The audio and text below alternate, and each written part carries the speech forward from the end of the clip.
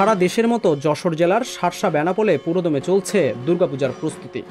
শার্শা উপজেলায় ৩২টি মণ্ডপে প্রতিমা তৈরিতে ব্যস্ত সময় পার করছেন মৃৎশিল্পীরা।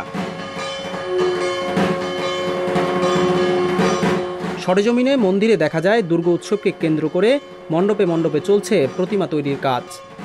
দেবী দুর্গার সঙ্গে কার্তিক, গণেশ, লক্ষ্মী, সরস্বতী প্রতিমা তৈরিতে ব্যস্ত সময় পার করছেন মৃৎশিল্পীরা।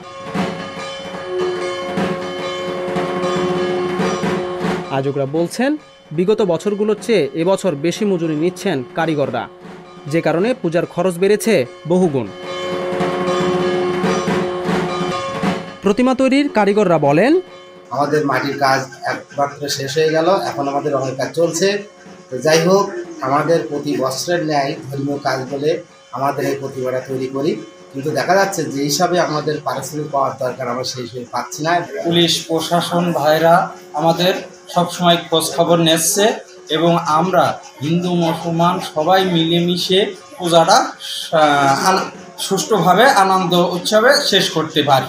আমরা আনন্দমুখর পরিবেশের মধ্য দিয়ে এবার শারদীয়া দুর্গাপূজা আমরা শুরু করব। আনন্দ মধ্য দিয়ে আমরা শারদীয়া দুর্গাপূজা আমরা সমাপ্ত করব। প্রত্যেকের সার্বিক সহযোগিতা চাই। শার্শা উপজেলা পূজা উদযাপন পরিষদের সভাপতি শ্রী বৈদ্যনাথ দাস বলেন, দুর্গাপূজা উপলক্ষে জাতীয় উৎসবে একটি ঐক্য ও সমন্বয় ধারা প্রতিষ্ঠা করতে চায়, যা জাতীয় জীবনে আজ বড় প্রয়োজন। প্রতিটি পূজা মণ্ডপ ও মণ্ডপগামী সড়কগুলোয় বিশেষ করে রাতের বেলায় নিরবিচ্ছিন্ন বিদ্যুৎ সরবরাহ নিশ্চিত করার দাবিও জানান তিনি।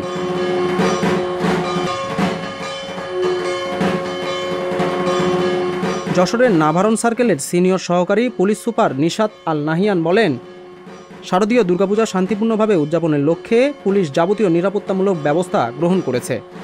গুরুত্ব অনুসারে পূজা মণ্ডপগুলোকে কয়েকটি শ্রেণীতে বিভক্ত করে সেই অনুপাতে অফিসার ফোর্স মোতায়েন করার ব্যবস্থা গ্রহণ করা হয়েছে।